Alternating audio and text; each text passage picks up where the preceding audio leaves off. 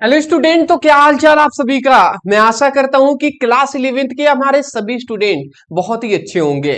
फिलहाल मैं आप सभी को बताना चाहूंगा कि आप सभी की डिमांड पर हम आज से ही केमिस्ट्री का न्यू बैच स्टार्ट कर रहे हैं।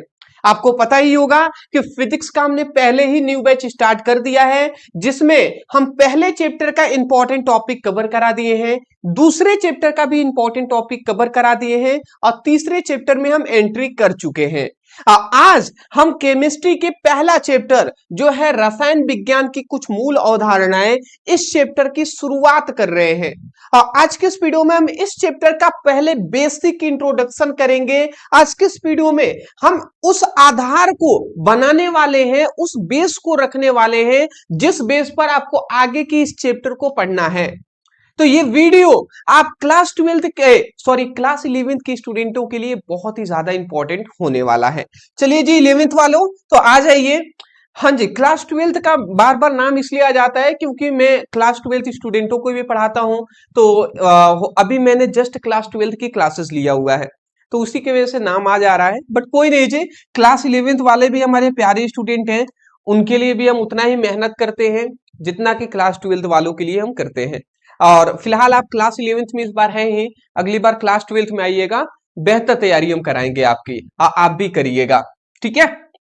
चलिए, तो 11th जो केमिस्ट्री है इसका पहला चैप्टर हम स्टार्ट कर रहे हैं तांडव बैच में। इसमें सबसे पहले आप हमसे क्या पढ़ रहे हैं, आप हमसे पढ़ने आए हैं रसायन विज्ञान, जिसको हम क्या कहते हैं, केमिस्ट्री कहते हैं। तो सबसे पहली बात तो यहाँ पे एक चीज हमसे पूछ लिया जाता है कि व्हाट इज केमिस्ट्री, मतलब रसायन विज्ञान कहते किसे हैं। ठीक है, मतलब केमिस्ट्री क्या होता है, रसायन विज्ञान कहते किसे हैं। तो अधिकतर स्टूडेंटों को ज्यादातर कहीं मान लेते कोचिंग पढ़ने जा रहे हैं, स्कूल में पढ़ रहे हैं, या कोई आपसे आपके गांव में बैठे हुए हैं, कोई टीचर आपसे पूछ लिए या कोई भैया ही आपसे पूछ लिए कि बाबू क्या साइंस लिए हो या मैथ लिए हो। आपने कह दिया साइंस या मैथ, कुछ भी आपने बता दिया। तो उन्होंने पूछ लिया केमिस्ट्री पढ़े हो, तो कहेंगे आप बिल्कुल सर पढ़ते हैं हम भैया। तो वो उनका पहला क्वेश्चन जानते हैं क्या रहता है, मोस्टली मैंने देखा हुआ है कि वो बेसिक लेवल से पहले ही वो आपसे पूछते हैं कि व्हाट इज केमिस्ट्री, केमिस्ट्री क्या है, मतलब रसायन विज्ञान कहते किसे हैं। अब मैं ये भी कह सकता हूं कि लगभग 80% ऐसे स्टूडेंट होते हैं जिनको पता ही नहीं होता कि केमिस्ट्री क्या है।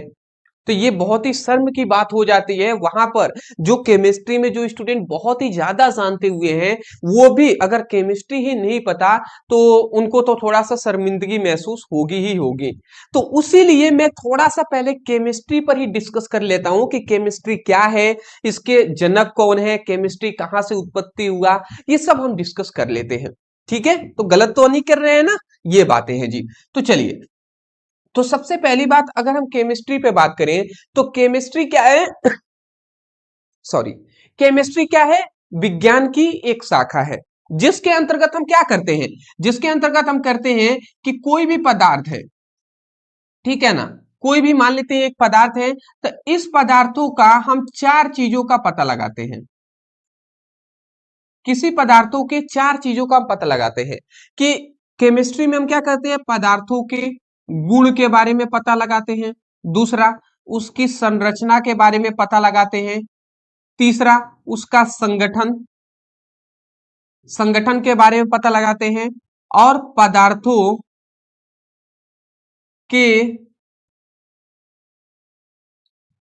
परिवर्तन, पदार्थों में होने वाले जो परिवर्तन है उसके बारे में हम पता लगाते हैं। पता लगाना मतलब इन सभी के बारे में हम क्या करते हैं, इन सभी के बारे में हम स्टडी करते हैं। स्टडी मतलब होता है अध्ययन करते हैं। तो उसी अध्ययन को ही ना हम क्या कहेंगे, केमिस्ट्री कहेंगे, रसायन विज्ञान कहेंगे। बाबू बात को समझिएगा तभी समझ में आएगा।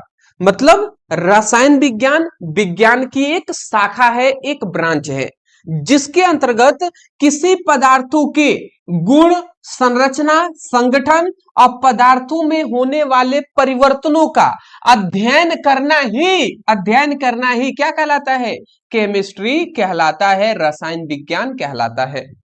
बताइए, समझ में आ गया ना कि कोई पदार्थ है उसका गुण क्या है, उसकी संरचना कैसी है, कैसी उसकी बनावट है, कोई पदार्थ का संगठन क्या है, संगठन मतलब कोई पदार्थ है वो किन किन चीजों से मिलकर बना है उसका भी हम स्टडी करेंगे।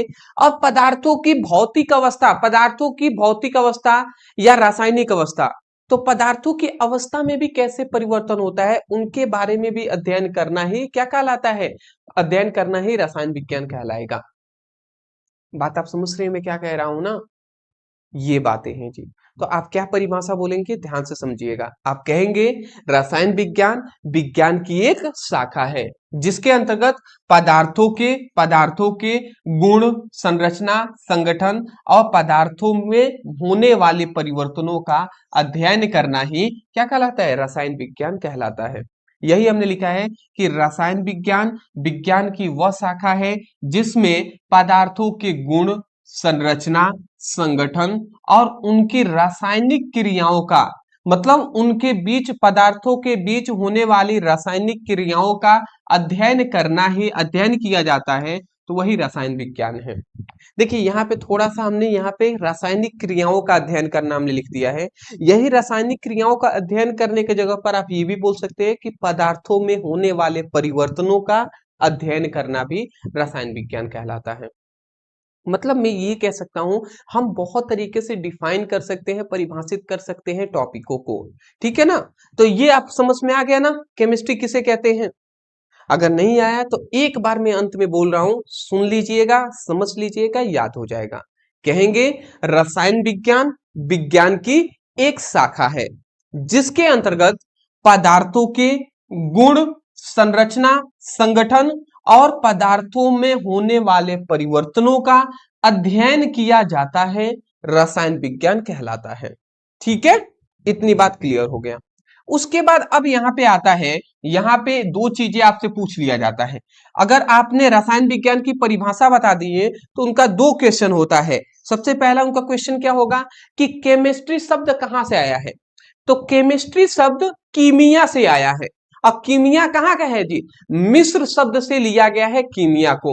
ठीक है, तो ये बात आप याद रखेंगे कि केमिस्ट्री शब्द जो है वो मिस्र के प्राचीन, मिस्र एक देश है जो इजिप्ट में है, इजिप्ट कोई, ठीक है, तो इजिप्ट, तो जो हमारा ये हम कह सकते हैं मिस्र शब्द, जो केमिस्ट्री शब्द आया है वो मिस्र के प्राचीन नाम कीमिया से आया है। इजिप्ट जो है ना उसी के कीमिया नाम से आया है जी केमिस्ट्री शब्द। ठीक है, अब यहाँ पे एक चीज आपसे, दो चीजें और पूछ लिया जाता है कि रसायन विज्ञान के पिता कौन है। तो रसायन विज्ञान के पिता कौन है, तो लेवोजियर है या इसी को लेवेसिये भी कहते हैं। और दूसरा ग्रैंड फादर ऑफ केमिस्ट्री, मतलब रसायन विज्ञान के दादाजी कौन है, तो अगर दादाजी की बात करें तो बर्जीलियस है।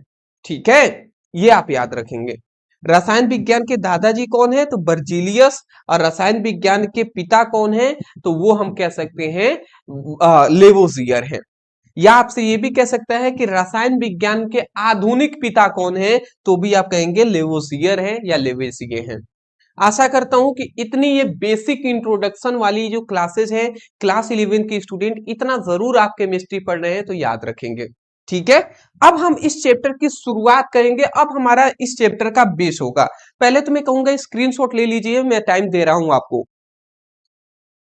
चलिए जी, मैं एक बात बताना चाहूंगा, देखिए आप शायद इसको हल्के में ले रहे होंगे टॉपिक, तो मैं बताना चाहूंगा कि जब मैं क्लास 12 का एग्जाम देने गया था केमिस्ट्री का, तो केमिस्ट्री के एग्जाम के टाइम पे ही ना प्रैक्टिकल हम लोग के लिए आए हुए थे टीचर, प्रैक्टिकल के लिए टेस्ट मतलब वो लेने के लिए बोर्ड एग्जाम के टाइम में। ठीक है, अंतिम केमिस्ट्री का ही पेपर था, केमिस्ट्री का जब हम लोग पेपर दे दिए थे, ठीक है, नहीं अंतिम शायद कोई अदर सब्जेक्ट का पेपर था, बट प्रैक्टिकल के लिए चार्ट वाले से 15 नंबर मिलते हैं, 15 नंबर हम लोग का सीधा प्रैक्टिकल में जाकर वहां पे क्वेश्चन पूछने का ऐसा मतलब बनाया गया था उस टाइम पे, अभी भी ऐसा ही है। तो क्या होता है कि जब हम लोग के टीचर आए प्रैक्टिकल वाले, तो वो हम लोग के बोर्ड एग्जाम में सभी लोग स्टूडेंट बैठे हुए हैं, कॉपी सब जमा हो गया है। ठीक है, उसके बाद वो हमसे पूछे क्या, हम सभी लोगों से यही पूछे कि ये बताओ केमिस्ट्री का प्रैक्टिकल हो रहा है, तो ये बताओ केमिस्ट्री कहते किसे है। मैं बता दूं कम से कम उसमें हम लोग के क्लास में 100 से 150 स्टूडेंट बैठे हुए थे। मैं बता दूं तो उसमें से मोस्टली 5 भी ऐसे स्टूडेंट नहीं थे जो बता सके कि केमिस्ट्री कहते किसे है। ठीक है। बट मुझे सौभाग्य से मैं कह सकता हूं कि मुझे पता था, तो मैंने उठकर सर को बताया कि हाँ सर, केमिस्ट्री इसे कहते हैं, तो मुझे नंबर मिला। और भी कुछ स्टूडेंट थे जिन्होंने अदर अदर क्वेश्चनों का रिप्लाई दिए, जिनके वजह से उनको भी नंबर मिले।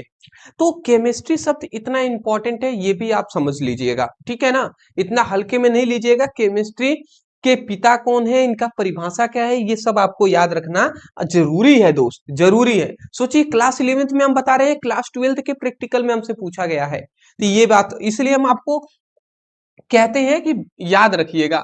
अगला आता है पदार्थ। पदार्थ किसे कहते हैं जी? पदार्थ को मैटर कहते हैं। तो पदार्थ क्या होता है? तो पदार्थ का सिंपल सा मतलब है कि हर वो चीज जिसे हम देखते हैं अपने आंखों से, जिसे अगर हम देख नहीं सकते तो महसूस करते हैं, जिसमें कुछ ना कुछ द्रव्यमान होता है, ठीक है, वो सब क्या है, और जो स्थान घेरेगा वो सब पदार्थ है जी। देखिए, हमने चार चीजें कहा कि हर वो चीज जो क्या करेगा, जो ये चार चीजें करता है, हर वो चीज जो जिसे हम क्या करते हैं, जिसे हम देख सकते हैं, ठीक है, जिसे हम देखते हैं, जिसे हम महसूस करते हैं, जो जो जो अगर हम देख नहीं पाएंगे तो जिसे हम महसूस करते हैं, ठीक है, जैसे हवा हो गया, महसूस करते हैं, ठीक है, जिसको जो क्या होता है, जो स्थान घेरता है, जो स्थान घेरता है, ठीक है। और अगला हम कह सकते हैं कि जिसमें द्रव्यमान होता है, ठीक है। तो अगर ये चारों में से कोई भी अगर इसमें से गुण अगर पाया गया, तो वो सभी क्या कहलाएंगे, वो सभी क्या होंगे, वो सभी पदार्थ कहलाएंगे। वो सभी क्या कहलाएंगे जी? पदार्थ कहलाएंगे, ठीक है। तो ये आप याद रखेंगे। मतलब हर वो चीज जिसे हम देखते हैं, जिसे हम महसूस करते हैं, जो स्थान घेरता है, जिसमें द्रव्यमान होता है, वो क्या होता है, वो पदार्थ कहलाएगा। अब थोड़ा सा मैं इसको थोड़ा समझा भी देता हूँ। हर वो चीज जिसे हम देखते हैं, हमारे सामने क्या है, हमारे सामने कैमरा है, हमारे सामने टेबल है, हमारे सामने लैपटॉप है, हमारे सामने अदर बहुत सारी चीजें हैं, हमारे सामने यहाँ पे डिजिटल बोर्ड है, हमारे सामने पेन है, हमारे सामने एक कपड़ा है। तो ये सभी जो भी चीजें हम देख पा रहे हैं, ये सभी क्या है, ये सभी जो हम देख रहे हैं, ये सभी पदार्थ हैं। दूसरी बात, जिसे हम महसूस करते हैं, महसूस में क्या आ जा रहा है, महसूस में हम जैसे कि हवा आ जा रहा है, हवा को हम महसूस कर रहे हैं।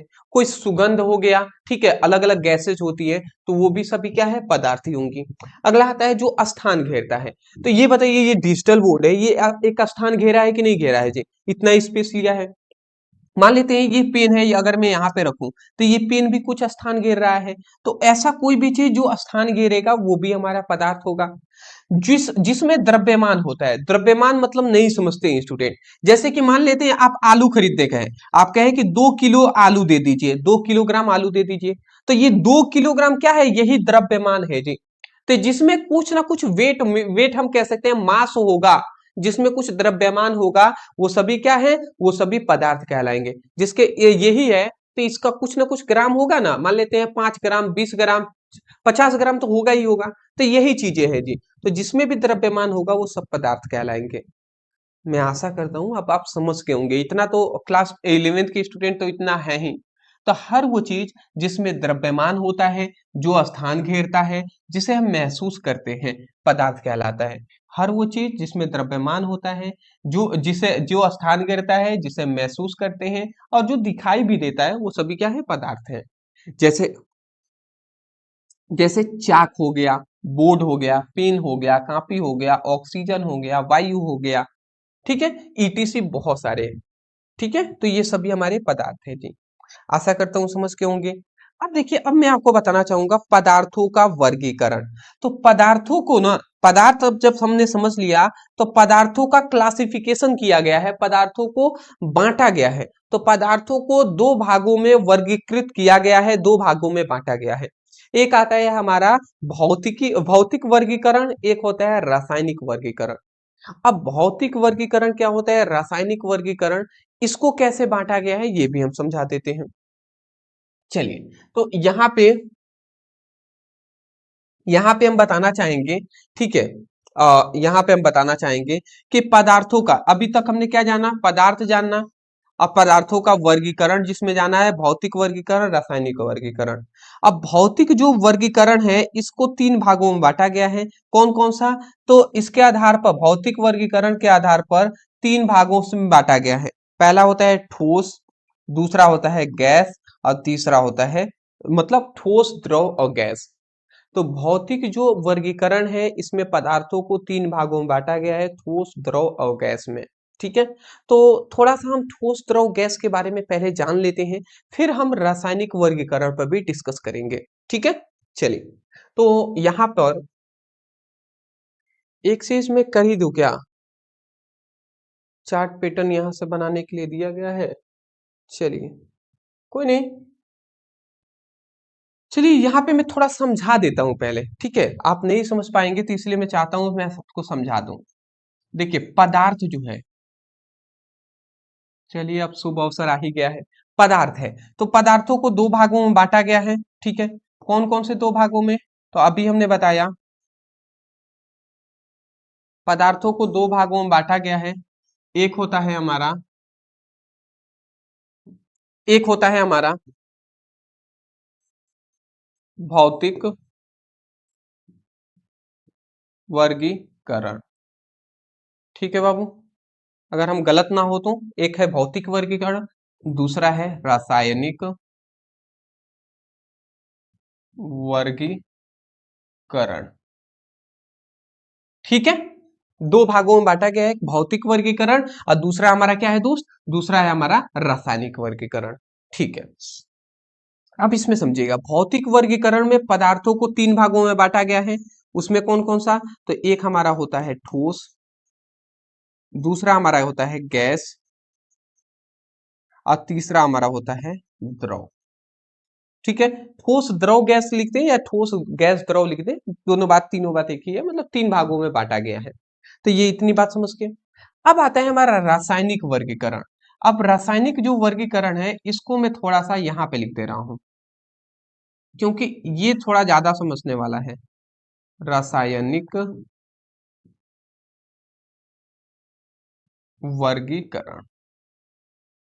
अब ये जो रासायनिक वर्गीकरण है ना, ये समझिएगा, रासायनिक वर्गीकरण है, इसमें पदार्थों को, इसमें पदार्थों को दो भागों में बांटा गया है। इसमें पदार्थों को दो भागों में बांटा गया है। ठीक है, कौन कौन सा? तो एक होता है शुद्ध पदार्थ, ठीक है, और एक हमारा होता है अशुद्ध पदार्थ।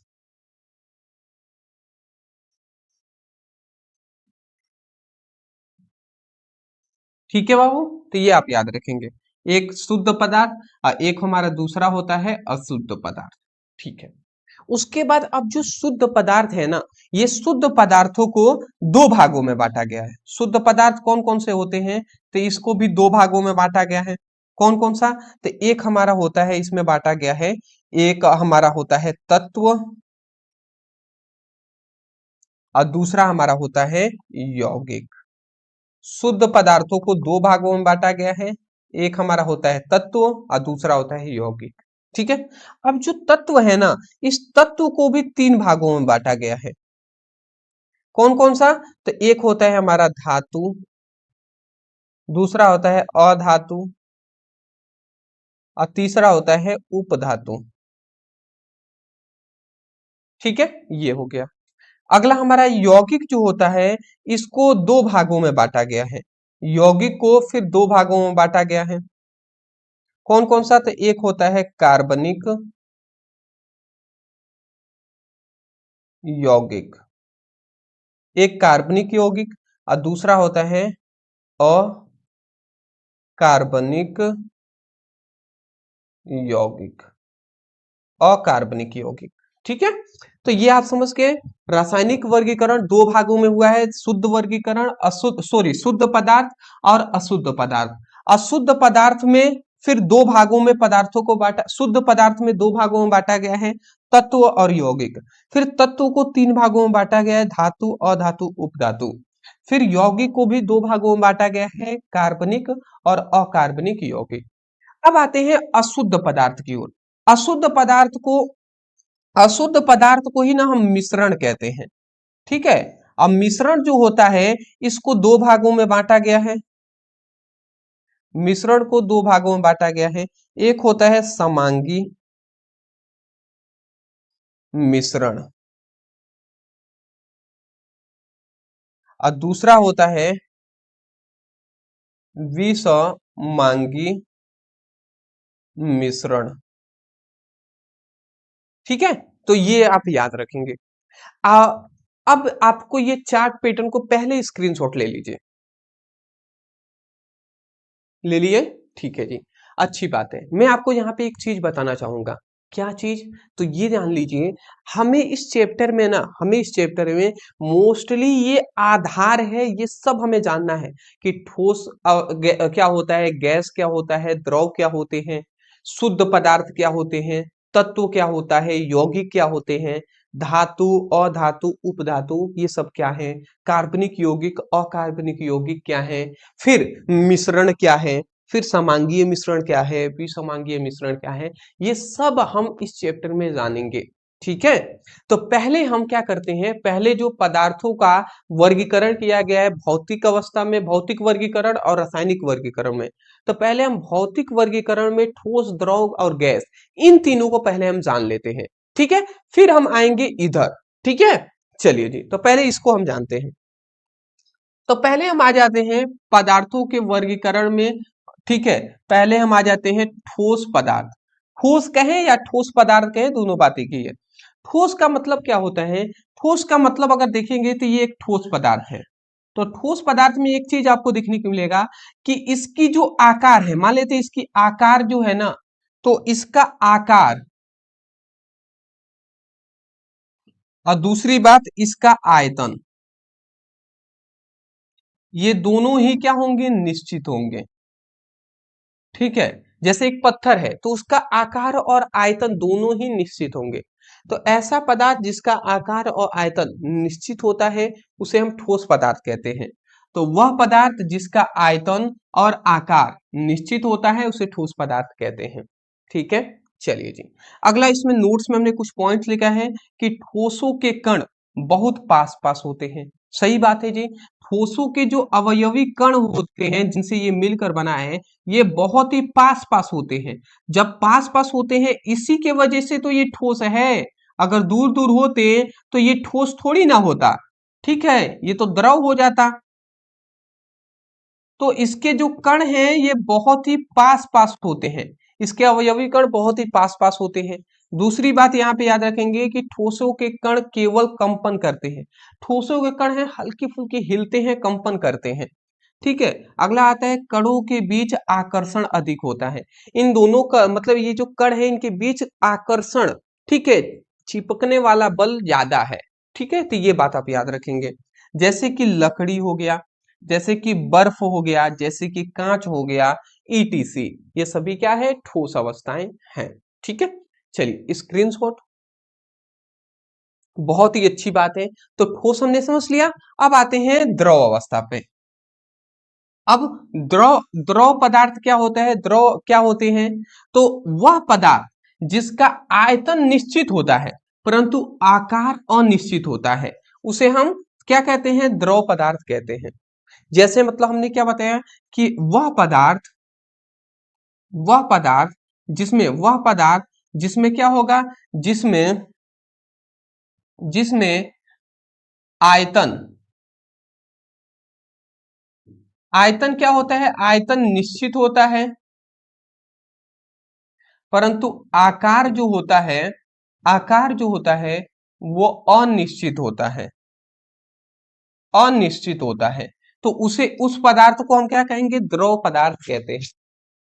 अब आपको समझ में अगर आ गया तो अच्छी बात है, नहीं आया तो मैं थोड़ा डीप में इसमें जाना चाहूंगा। अच्छा देखिए कैसे, तो समझिएगा। मान लेते हैं एक ये बर्तन है, ठीक है, एक ये बर्तन है इस प्रकार का। इसमें हमने 1 लीटर पानी को लिया। तो 1 लीटर पानी मान लेते हैं यहां तक भरा हुआ है। ये 1 लीटर क्या है? 1 लीटर पानी है। तो इसका आकार एक इस बर्तन के शेप का ले लिया है कि इस बर्तन में 1 लीटर पानी इस बर्तन के आकार से लिया हुआ है। तो देखिए देखिए 1 लीटर है। 1 लीटर का मतलब क्या है कि देखिए इसकी आयतन क्या है, निश्चित है। आयतन का मतलब समझते हैं ना, लंबाई चौड़ाई और ऊंचाई ये सब सेम ही होगा। ठीक है, तो एक मतलब लंबाई चौड़ाई और आयतन इन तीनों का गुणनफल ही तो लंबाई चौड़ाई और ऊंचाई, यही ना आयतन होगा जी। तो आयतन तो इसका मान लेते हैं सेम है। ठीक है, आयतन निश्चित होता है। ठीक है, परंतु आकार देखिए, आकार इस आकार का है ना। अब मान लेते हैं एक हमने यहाँ पे ले लिया इस आकार का एक एक डबुए टाइप का, इसमें 1 लीटर पानी भरे तो मुझे यहीं तक आया। ठीक है, यहां तक आया, तो ये बताइए इसमें भी तो 1 ही लीटर हमने भरा हुआ है। ठीक है, तो परंतु यहाँ पे क्या हुआ, यहाँ पे आकार जो होता है अनिश्चित होगा कि नहीं। मान लेते हैं एक बोतल में आपने पानी को रखा, तो उसका बोतल के आकार ले लेगा। और आपने एक 1 ही लीटर पानी एक जग में रख दिया, तो वो जग का आकार ले लेगा। तो आकार अनिश्चित होता है, आयतन निश्चित होगा। ठीक है, तो ये बातें होती हैं, तो उसे हम द्रव पदार्थ कहते हैं। ज्यादा कंफ्यूजन में जितना आप समझाएंगे उतना जाएंगे आप। अब मैं नहीं चाहता ज्यादा कंफ्यूजन हो, इसलिए इतना ही समझिए। ठीक है, जैसे एग्जांपल में आप ले सकते हैं, जैसे कि पानी, ठीक है, जैसे कि तेल, जैसे कि एल्कोहल,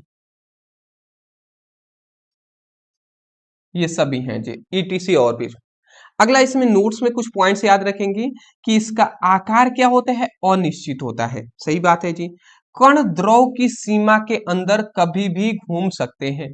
कण जो होते हैं ना, वो द्रव की एक सीमा है उसके अंदर घूम सकते हैं। मतलब ये जो द्रव है, मान लेते हैं ये एक द्रव है, तो इसके कण थोड़े दूर दूर पर होते हैं। ठीक है, तो कण जो होते हैं इसके कण थोड़े से दूर दूर पर होते हैं, तो ये एक सीमा है। तो इस सीमा के अंदर कण घूम सकते हैं, इतना होता है दूरी इनके बीच। अगला, इनका आकर्षण जो होता है, इनमें जो कणों के बीच जो आकर्षण होता है वो ठोस के कण की तुलना में क्या होता है, कम होता है। इसलिए तो ये घूम पा रहे हैं। आकर्षण ज्यादा होता है तो ये सभी एक दूसरे से चिपके होते हैं, और जब आकर्षण ज्यादा होता है, चिपके होते हैं, तो ये द्रव थोड़ी ना होते हैं, ये तो ठोस अवस्था हो जाते हैं, ठोस पदार्थ हो जाते हैं। तो यही बात है जी, जैसे कि पानी हो गया, तेल हो गया, एल्कोहल हो गया, दूध हो गया, ये सभी एग्जाम्पल है। ठीक है, तो पहले आप स्क्रीनशॉट लीजिए, फिर आगे बढ़ते हैं।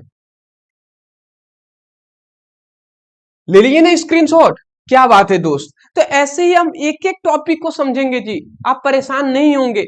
एक एक टॉपिक को हम समझेंगे। अगला हमारा आता है कि पदार्थों का वर्गीकरण में तीसरा हमारा क्या आता है, गैस। अब गैस क्या है जी, तो गैस पदार्थ क्या होता है, तो जिसमें मतलब गैस का मतलब ये होता है कि वह पदार्थ जिसमें दोनों ही अनिश्चित हो, आकार और दूसरा आयतन, ये दोनों ही अनिश्चित होता है, दोनों ही अनिश्चित होगा, तो उसे हम क्या कहेंगे, उसे हम गैस पदार्थ कहते हैं। मतलब वह पदार्थ जिसका आयतन व आकार दोनों अनिश्चित होता है, उसे हम गैस पदार्थ कहते हैं। ठीक है, जैसे कि इसका एग्जांपल हम देख सकते हैं, जैसे वायु है, ऑक्सीजन है, हाइड्रोजन है, कार्बन डाइऑक्साइड है, ये सभी गैस है। तो ये सभी, इनका आकार और आयतन हमेशा हर बर्तन के लिए अलग अलग हो जाएगा। ठीक है, अगला आता है, इनके कण बहुत अधिक दूर दूर पर होते हैं। तो ये बात तो सही कह रहा है कि मान लेते हैं एक बर्तन है, इसमें गैस भरा गया है, तो इनके कणों के बीच की दूरी क्या होगा, बहुत ही दूर दूर पर इनके कण होते हैं, इस तरीके से। ठीक है, दूसरी बात कि उनके कण घूमने के लिए पूर्ण रूप से स्वतंत्र होते हैं। मतलब इनके कण ना, अगर ये बंद ना हो पूरी तरीके से, तो ये कण स्वतंत्र है, घूम सकते हैं, पूरा बाहर निकल जाएंगे। ठीक है, अगला आता है, कणों के बीच आकर्षण बल लगभग शून्य होता है। मतलब इनके कणों के बीच आकर्षण बल नहीं है। ठीक है, मतलब ये दोनों एक दूसरे से कभी चिपकेंगे नहीं, बिल्कुल जीरो है, ये कहीं भी घूम सकते हैं। ठीक है, ये चीजें हैं जी। एग्जाम्पल हमने बता ही दिया। नोट्स में कुछ पॉइंट्स याद रखेंगे आप कि 3 अवस्था तो जान लिए पदार्थ का, एक ठोस, द्रव और गैस। और 2 अवस्थाओं की और भी खोज किया गया है, 2 भागों में और भी खोजा गया है। एक होता है कि यहाँ पे हमने लिखा है कि पदार्थों की 2 नई अवस्थाओं की और खोज हुई है, जिसमें एक आता है जिसका नाम है प्लाज्मा, और दूसरा आता है बोस आइंस्टीन कंडेंसेट। ठीक है, तो ये दो और भी खोजा गया है पदार्थों की अवस्थाओं को। मतलब यहाँ पे अगर हम कहें, यहाँ पे अगर हम आपको समझाने के लिए बता दें तो, ओ सॉरी, चार्ट पैटर्न कहाँ पे है, यहाँ पे। तो यहाँ पे अगर हम समझा दें तो भौतिक जो अवस्था है इसमें दो और भी जोड़ सकते हैं, प्लाज्मा, अब बोस, आइंस्टीन,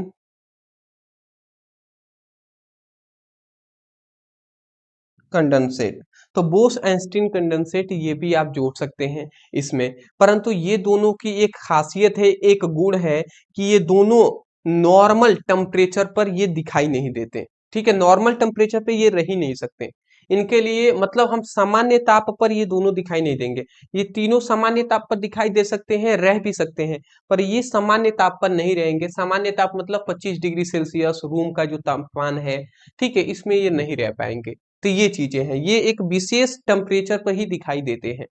तो आशा करता हूं कि आपको ये सभी चीजें समझ में आ गई होंगी।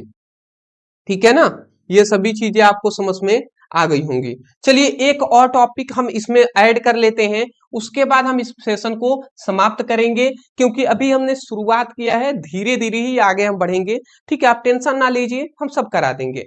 यहाँ पे एक चीज स्टूडेंटों को कंफ्यूजन होता है, गैस और वाष्प में अंतर। गैस क्या होता है, वाष्प क्या होते हैं, इसमें स्टूडेंटों को बहुत कंफ्यूजन होता है। ठीक है, तो देख लीजिए, तो गैस क्या होती है और दाब क्या होते हैं, इनको हम थोड़ा सा, वाष्प क्या होते हैं इनको थोड़ा सा हम समझा देना चाहते हैं। ठीक है ना, समझिएगा बाबू, कि अगर सामान्य ताप पर, अगर सामान्य ताप पर कोई कोई भी पदार्थ अगर गैसीय अवस्था में है, गैसीय अवस्था में है, तो वो क्या कहलाएगा, वो हमारा गैस कहलाएगा। सामान्य ताप का मतलब, जैसे अभी हम जहां पे हैं सामान्य ताप है, तो इसमें अगर कोई गैसीय अवस्था में है तो वो गैस है जी। परंतु वाष्प किसे कहते हैं, तो मान लेते हैं, एक एक मान लेते हैं, सपोर्टेड में कह दूं कि जैसे पानी है।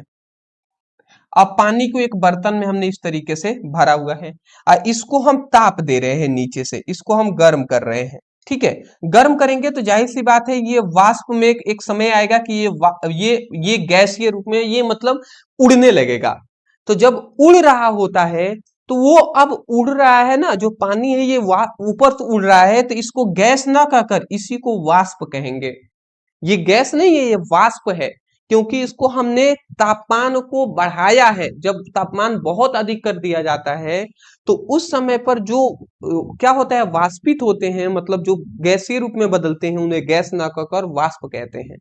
तो यही बात हमने यहाँ पे लिखा है कि जब कोई पदार्थ साधारण ताप पर गैसीय अवस्था में होता है, तो वो गैस कहलाता है या गैस कहते हैं। ठीक है, साधारण ताप पर गैसीय अवस्था में होगा तो वो गैस कहलाएगा। परंतु यदि कोई पदार्थ साधारण ताप पर तो किसी दूसरी अवस्था में होगा, साधारण ताप पर तो ये पानी था, द्रव अवस्था में था, परंतु उच्च ताप पर गैसीय अवस्था में आ जाता है। परंतु जैसे ही ताप को हमने बढ़ाया, तो अधिक जब ताप हुआ तो ये गैसीय अवस्था में आ जाएगा, भाप बन के उड़ने लगेगा। तो उसे गैस ना कहकर वाष्प कहते हैं, उसे गैस हम ना कहकर उसे हम क्या कहते हैं, वाष्प कहते हैं। तो मैं आशा करता हूं कि आपको ये चीजें आसानी से समझ में आ गई होंगी, आसानी से समझ में आ गई होंगी आपको ये चीजें। चलिए, अब यहाँ पे थोड़ा सा अब इसको इरेज हम कर देते हैं। ये बेसिक चीजें, ये डिफरेंट, बहुत सारी स्टूडेंटों को नहीं पता चल पाता कि गैस कहते किसे हैं और वाष्प किसे कहते हैं। नॉर्मल ऐसे में सुनने को मिलता है कि स्टूडेंट कह देते हैं कि पानी को गर्म ज्यादा करेंगे तो वो गैस में बदल जाएगा। अरे गैस में नहीं बदलता है, वो वाष्प में बदल जाता है। ठीक है, अब यहाँ पे तीन चीजें थोड़ा सा हम एक समझ लेते हैं। अवस्था परिवर्तन, कैसे अवस्था, पदार्थों की अवस्था में परिवर्तन होता है, ये हम समझा देते हैं आपको। ठीक है, तो पदार्थों की तीन अवस्थाएं मोस्टली हम मान लेते हैं। एक होता है ठोस, दूसरा है हमारा द्रव, और तीसरा है हमारा गैस। ठीक है, ठीक है, सबसे पहली बात, मान लेते हैं एक ठोस पदार्थ है। ठीक है, इसको अगर हम गर्म करेंगे, गर्म करेंगे, मान लेते हैं एक बर्फ है, तो बर्फ को अगर हम गर्म करते हैं तो वो द्रव में बदल जाएगा। तो बर्फ का अगर ठोस द्रव में बदल रहा है ना, तो इस प्रक्रिया को हम कहते हैं गलन। इस प्रक्रिया को हम कहते हैं गलन, ये आप याद रखेंगे, ठीक है। और जब कोई ठोस पदार्थ सीधा डायरेक्ट अगर गैस में बदल जाता है, द्रव में ना बदलकर, ठोस से द्रव में ना बदलकर सीधे ही ठोस से गैस में अगर बदल गया, तो उसे हम ऊर्ध्वपातन कहते हैं।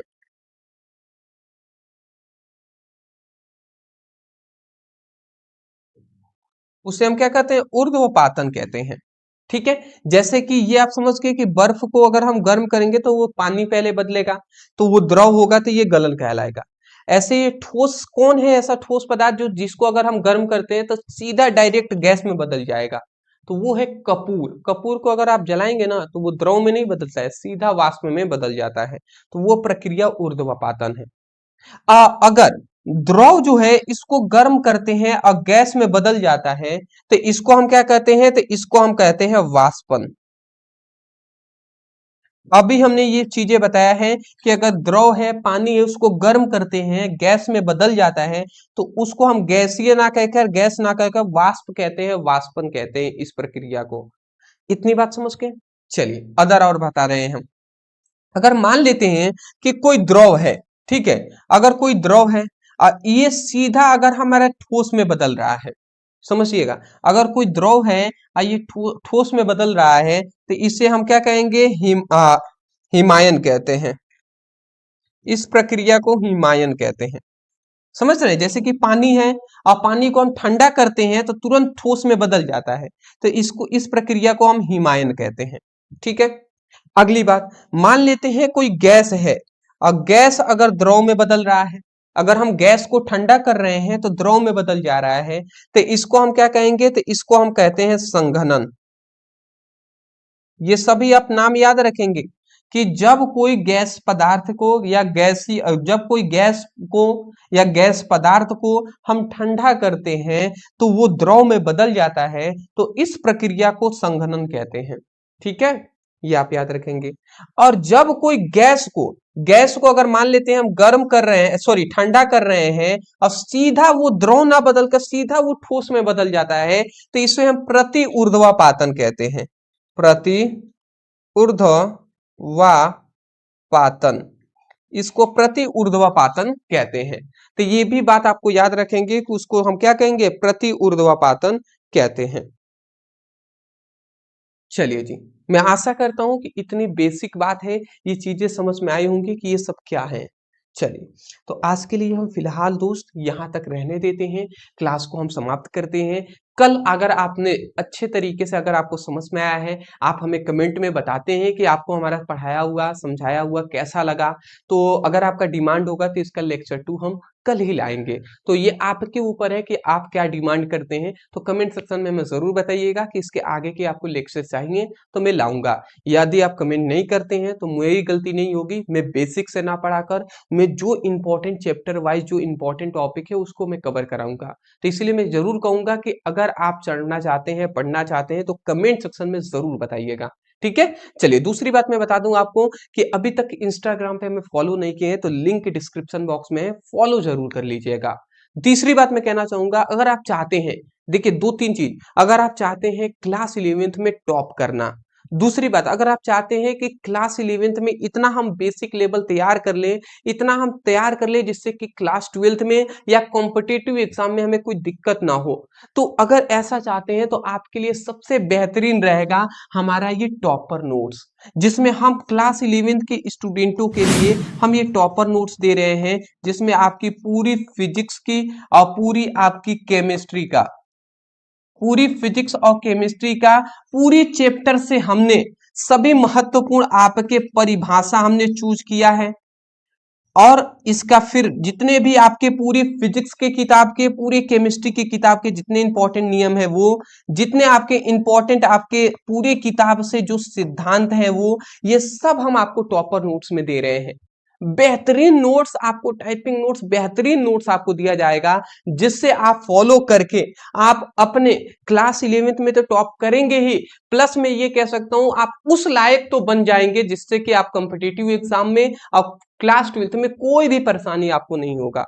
तो इस टॉपर नोट्स को लेने के लिए आपको नीचे एक व्हाट्सएप नंबर दिखाई दे रहा है, इस नंबर पे मैसेज करना है। वहां पे कहना है कि सर हमें क्लास 11 फिजिक्स केमिस्ट्री की टॉपर नोट्स चाहिए। वहां पे एक स्कैनर दिया जाएगा, वहां पे ओनली 99 रुपए पेमेंट करेंगे तो आपको फिजिक्स के साथ साथ आपको केमिस्ट्री का भी, मतलब एक पर एक फ्री, आपको ये दोनों का नोट्स आपको 99 में दिया जाएगा।